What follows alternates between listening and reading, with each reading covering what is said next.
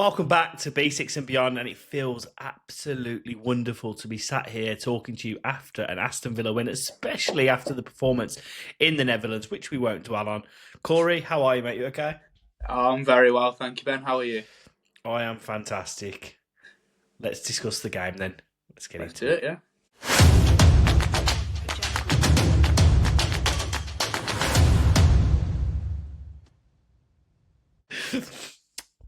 If you are new to the channel, we do have an ongoing giveaway for either match tickets or a shirt of your choice. All you need to do to qualify is hit that subscribe button and you will automatically enter. We give away that every 500 subscribers. So make sure to drop that subscribe button, subscribe, because, you don't want to be sat on that. And also, we do have a goal for the video of 20 likes. We've asked the Villa beating Manchester City. It'd be rude not to smash a like on the video, as it will help the channel grow. Thank you. Yes, let's talk about it. Finally, we got into it. So, right. What a result. What a performance. I think we need to probably, again, we're trying to not really do much prep work in these videos. Me and Cory just want to get on here, get talking, and just see where the episode takes us, because I think when it's like this, it's raw and it's like, Yeah. you just pure vibes. For me, I'd like to discuss personally, first of all, the defensive unit and the defensive work that we did in that game, because yes, we scored a lovely goal, which we will get into, but I think defensively we're absolutely fantastic, and we have kept quiet and we locked up, we won't let him out. We locked up Erling Haaland, the best striker in world football, and Ezri Konsa and Pau Torres were ridiculous. Yeah, I mean, listen, it was a phenomenal performance from everyone. As you say, defensively, unbelievable. I think, obviously, third game in a row at home where we beat Man City, and the third game in a row where we beat Man City, you can say it's the result that was deserved. Guardiola came out after the game and said Villa deserved to win. Everything we did was perfect. And I sort of said on the podcast before, and I've said to you offline, I said, if we focus too much on stopping Haaland to score, we won't win that game. And that's not what we did. We made sure that Haaland didn't score, but we didn't just focus on him. We focused on when Reinders was bringing the ball forward. It was about making the right time to cut out in passes, things like that. When Phil Foden got the ball, which was very rarely, I mean, he was poor again today. It was that thing of getting onto him straight away. Matty Cash, excellent today against both Savinho and Doku. Doku's been good this season. He looked average against Matty Cash then. Digne, again, showing why he's one of the best sort of veteran defenders out there. Onana doing his defensive duty. Everyone just did what they had to. Ross Barkley when he came on. So many names you can mention. I just need to jump in there. Let's just take a step away from Villa. I don't think Phil Foden was poor today. I thought he was probably one of City's best players. I thought he was probably the most threatening when he got on the ball, and when he did get on the ball, he genuinely worried me, if I'm going to be honest with you. Fair enough. I mean, to be fair, obviously, just to clarify, Ben was at the game. I wasn't at the game, unfortunately. I was watching it on TV. Yes, telefan over here. But I thought Reinders was terrible. I thought he had a really bad game. He struggled. I think it's not his position to play. I mean, I feel like, not taking anything away from Villa, but Pep sort of helped us with the way he played today, having Reinders. The formation was ridiculous. Yeah, but yeah. He set up weird though, didn't he? Because he played with a back four, but then when they were in possession, Stones stepped into that defensive midfield role, and Reinders pushed forward. So at times it was more like a 3-4-1, whatever. But basically, that sort of formation, and it massively played into our hands. Like I said offline in a chat that me, Cory, and Matt are in, that I fancied us because of the team selection from Pep. But back to the defensive work, because we will get back to that, because we're going a little bit all over the place here. You are right. Matty Cash defensively was brilliant. That Savio, whatever they call him, he is dog shit. I've not seen anything to say he's a good footballer. Any game I've seen him, he's been absolutely terrible. Matty Cash had him locked up. They tried to move him over to the other side when they brought on Doku. I believe it was the same time. Yeah. And Luca Dean, then he didn't get any change out of him either. So I think, to be honest with you, do you know what? That's one area where we don't get enough credit. I think our fullbacks. Yeah, that's. Go on, sorry. I was just saying, Luca Digne has been so consistent since Unai Emery has come in, and he's one of our top performers. But people still scream and still cream for Ian Maatsen. When we saw what Ian Maatsen did defensively against Go Ahead Eagles, I'm not being funny. That doesn't happen with Luca Digne in the side. No. That's the thing. Like you said, just to touch on Savinho again, I was surprised when, obviously, when he was linked to going to Spurs. I thought, fair play, City getting a good deal there. Like, he didn't really like the Premier League like last season in his first season, and obviously I think he was looking at 60, 70 million that he was going to go to Spurs for. And then when he didn't go, I didn't expect him to sign a new contract at City either. I don't think he doesn't offer anything. But again, I thought Doku was a bit better though when he come on. He got at Cash a little bit better. He got at Cash, but Cash did very well. Brilliant. You got to remember he's rapid as well, isn't he? Doku is electric. The one thing I think Cash has started to learn really well is he's not jumping into challenges. He doesn't get touch tight on people where they're a lot quicker than him. Doku's obviously one of them where, like you say, he was going at Cash, but Cash always made sure he gave himself a yard. So every time he tried to go past him, he was there. Mm-hmm. Digne, as you say, Luca Digne uses class. He's a veteran player in the game, really, for his position and stuff like that. But he's phenomenal. I mean, even going forward to that time, I mean, there was one I turned to my mate and said he's turned into prime Ronaldinho, where he's got the ball, and as he's brought it down on the touch, he's flicked it over. I can't remember exactly. It might have been Nico O'Reilly's head, and just ran past him like he's nothing. I mean, I think he had a brilliant game just in general, up and down the left hand side, and Matty Cash obviously same again. He was brilliant up and down the channels, and games like today are ones where when Matty Cash is cutting back, you love it.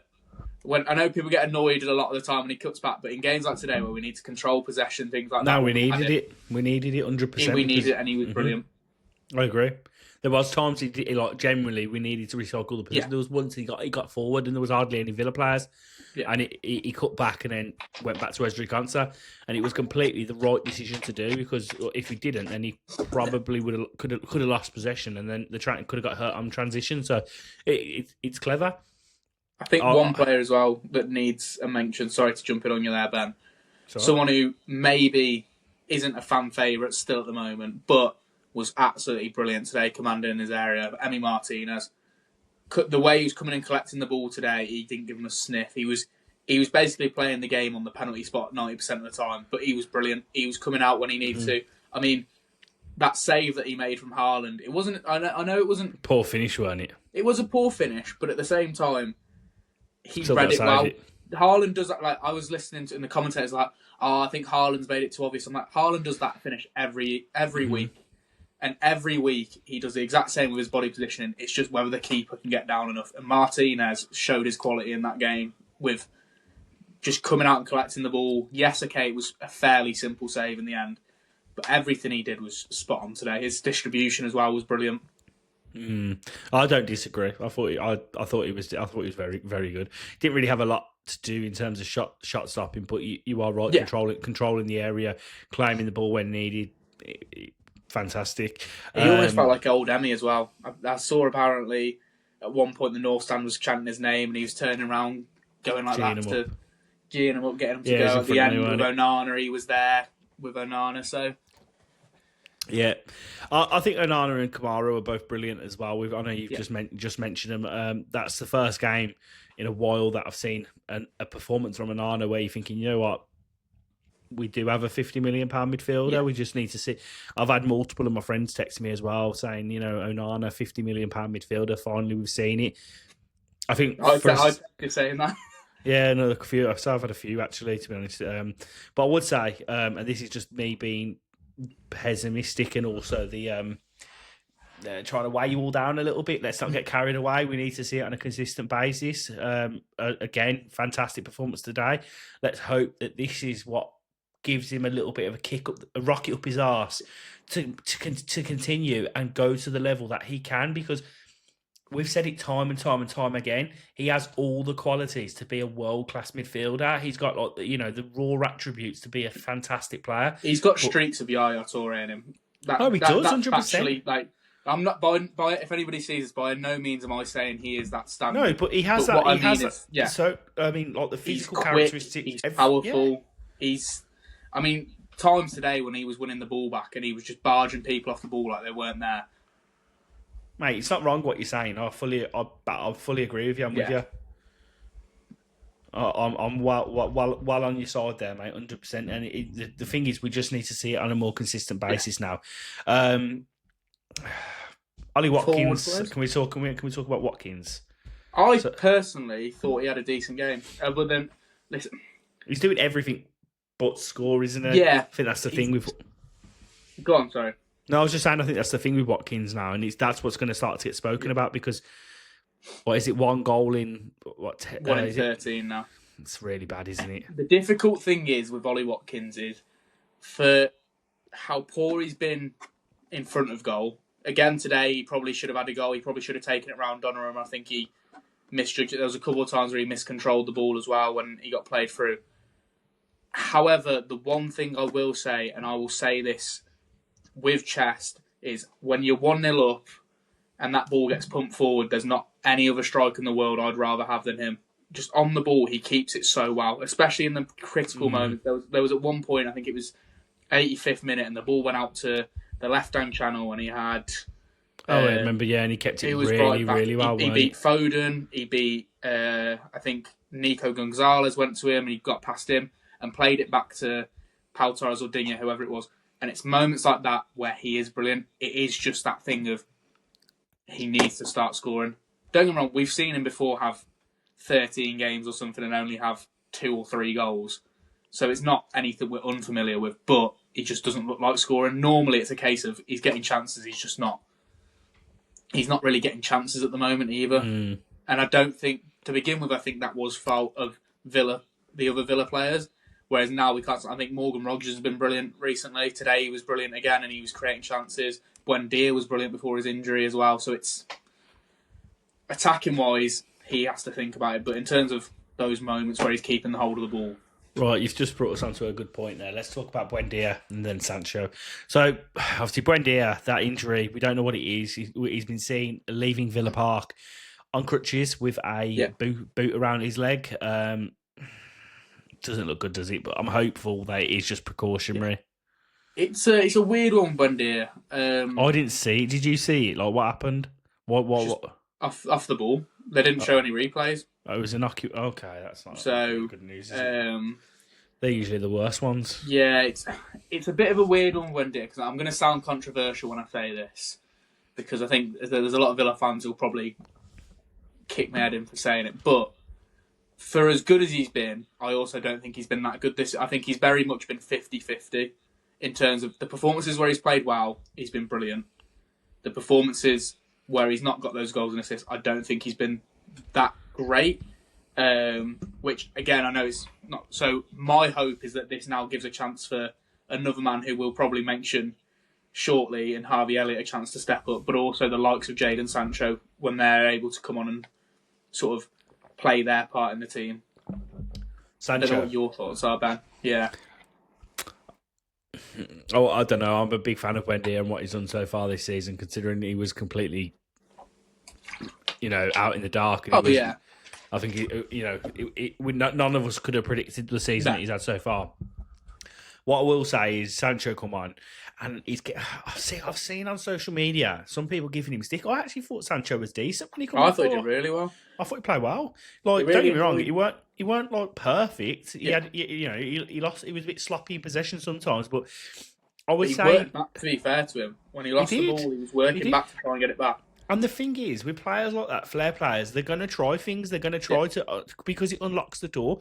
Look at the time when he got in, and I know you said he probably should have scored, but ultimately, you're not going to get that from certain, would you say you ain't going to get that from Gesson, are you, right now? No, exactly that. The thing is, as well, I think people are looking at this whole thing of him being subbed off, and they're making it all innocuous and stuff. I mean, Talk Sport, for example, I know Talk Shite, no one cares about them, but they put an Instagram post saying, a day to forget. Why? The whole point was he was meant to play 40... Unai said this. The whole thing was he was going to play 45 minutes. He was going to come on probably at half-time or in the second half just to get minutes because he wants him back getting into fitness and stuff like that. So he was never intended to play a full game or anything like that. And he did exactly what he did. He subbed on Evan Gesson from him, and with all due respect, Evan Gesson's has been a more of a defensive winger. That's what I think. If anything, it was a tactical. It was brilliant. Yeah. No, it definitely was, and I think obviously, do you know what? Fair play to him as well. Obviously, we'll get on to other players, but I thought Gesson did brilliantly when he came on as well. Weirdly enough, he was actually taking men on and beating them, which is nice, and he was getting a few fouls and stuff. But as you say, Sancho, he came on. I think he had a good game. Nothing special, but nothing terrible. Pretty standard game. And then when it was needed, fitness-wise and defensively, he's brought on a player who's a bit more defensive-minded, who's going to help Matty Cash out when he's got Jeremy Doku running at him. Which just feels like, man, everyone just. We beat Manchester City, and still someone has to be the scapegoat. Like, what are you doing? Just enjoy yourself, like, for Christ's sake. Like, I can be one of the most down, like, negative Villa fans at times when things are going rough. And you won't hear boo from a goose from me. I've been telling you, I've been waxing lyrical. How Ezra Konsa is the best thing since sliced bread, and Boubacar Kamara deserves a Ballon d'Or all day. But you got people that are looking for someone and looking for a reason to be miserable. You know what? Just go home, have a pint or something, or do whatever you want, and just give it a rest, man. For Christ's sake. Well, this is the thing. I mean, like, you'll have people who talk about, like, say, Ollie Watkins, for example, and let's be honest. Today, he didn't really have any chances. It's not like... there was a couple of missed controls, which fair enough, but he didn't exactly have chances. So there'll be people out there saying, we know a certain number 9 who would have done this, on about John Durant. It's like, who cares? We didn't have the chance to score goals. I hate that so much. It really, really, really fucking And then there's a reason that John Durant is in Turkey at 22 years old. We were at the because he's a massive knob. Yeah, we were at the book launch the other day, right? I'm going to put this out on record because I don't think I've seen it anywhere. Alan McInally's there. Alan McInally, who is round the training ground 24/7. He was saying about how Unai Emery has him on a first-name basis. He's always happy to speak to him. He turns and goes to all of us there, how we got 80 million for John Durant. He said he would have taken 5 for him. By the time he left, the only person he was friends with in that changing room was Morgan Rogers, and they fell out because John Durant kicked off at him for sitting in his seat during a meeting.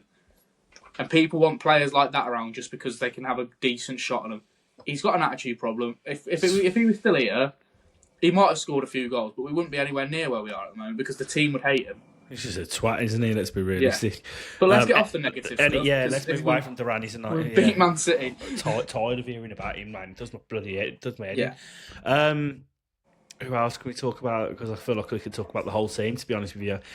I thought Unai Emery got everything right, including the starting team. I thought Evan Gesson may have played, but I'm glad he didn't. I'm glad he did go for the players he did. I think Unai Emery's tactically today has outdone Pep Guardiola again.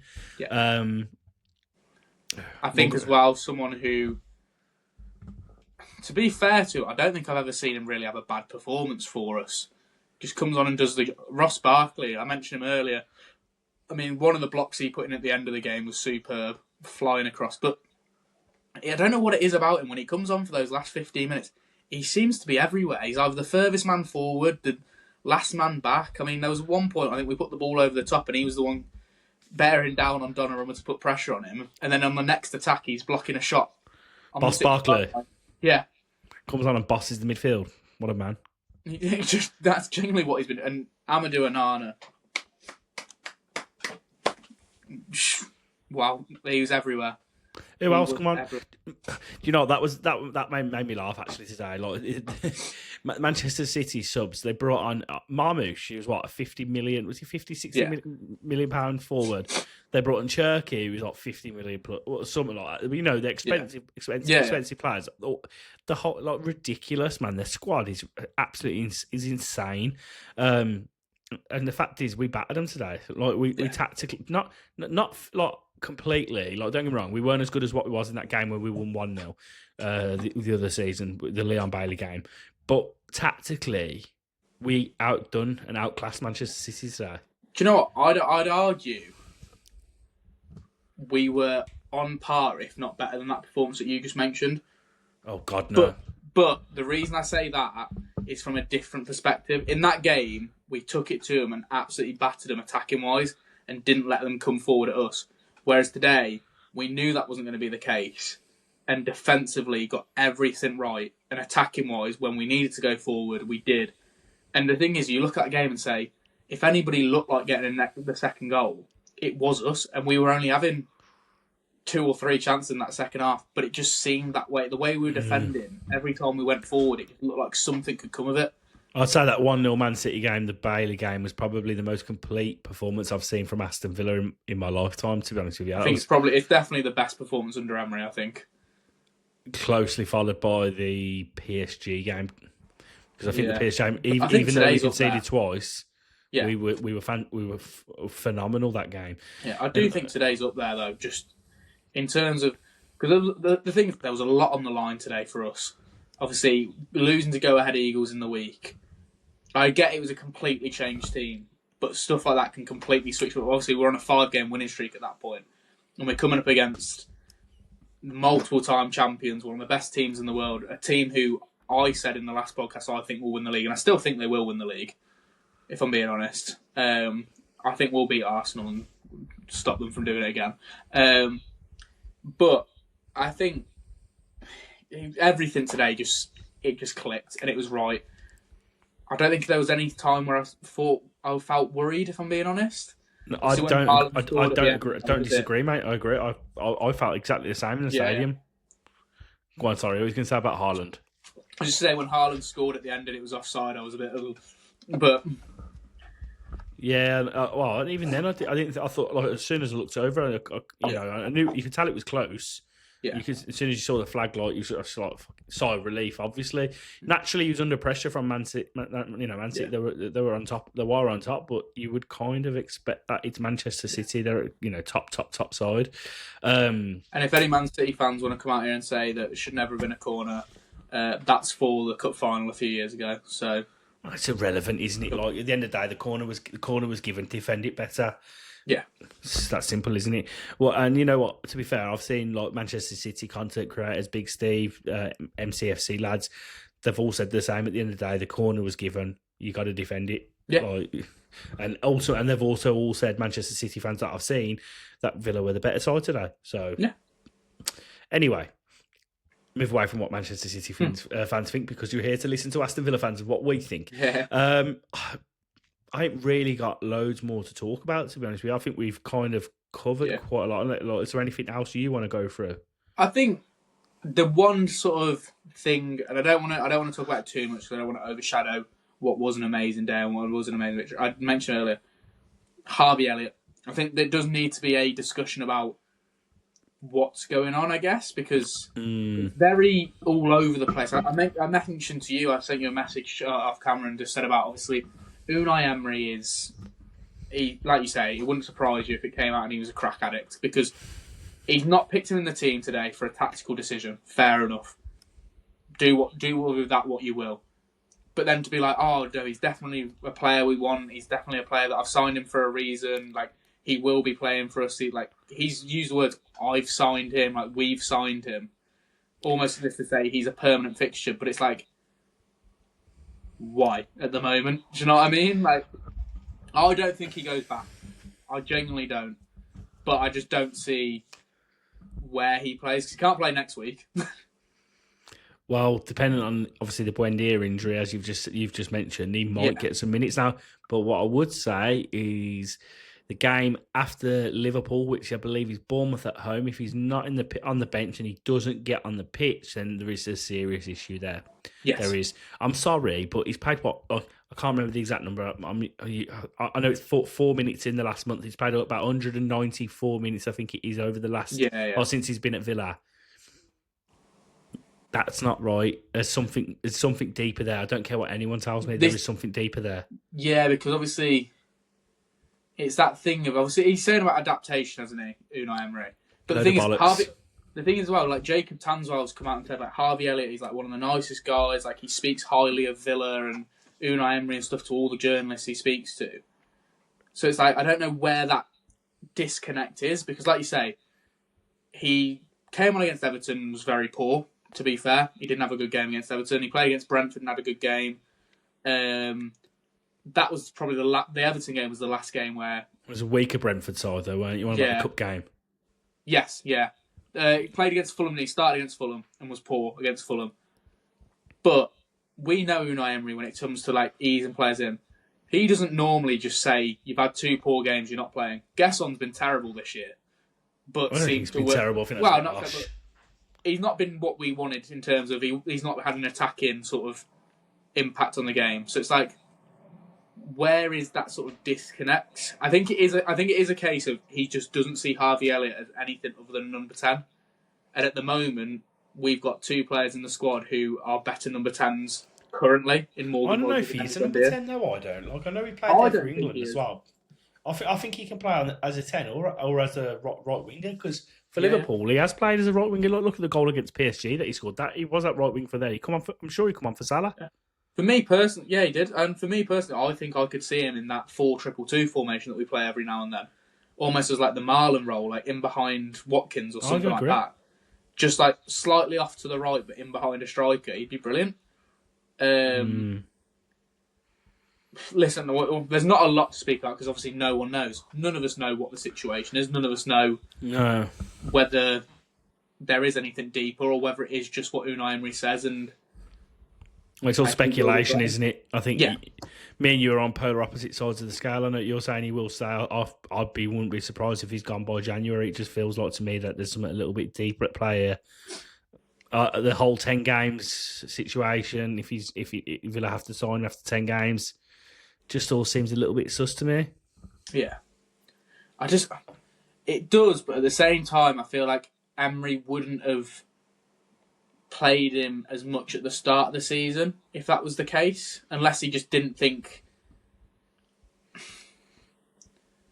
You can't just not play him at all, can you? He's probably this is what I mean. Put him in to assess him, hasn't he? True, I guess, but it's that thing of like I said, that's why I don't think the 10-game theory is necessarily too much of an impact, because it's like, if he's willing to give him a go, you wouldn't play someone as much in those first few games, knowing that there's a thing in the contract to say after a certain amount of time you will. But I don't know. Well, I think that's you've just the way you've just ended that piece there is kind of how it is for me and you, and the rest of the Villa fan base. We don't know. None of us have got a fucking clue, to be honest with you. But it's just a very weird situation, isn't it? I tell you what, we do have a clue about though. We're 3 points off second place. We've just beat Man City. We've got Liverpool next week, and Villa are winning the fucking lot. Ezri Konsa is the best thing since sliced bread, and Boubacar Kamara is going to win a Ballon d'Or. Happy days. Right, on that note, make sure to tap a like on the video and also hit subscribe. Thank you for watching, and as always, up the Villa. Up the Villa.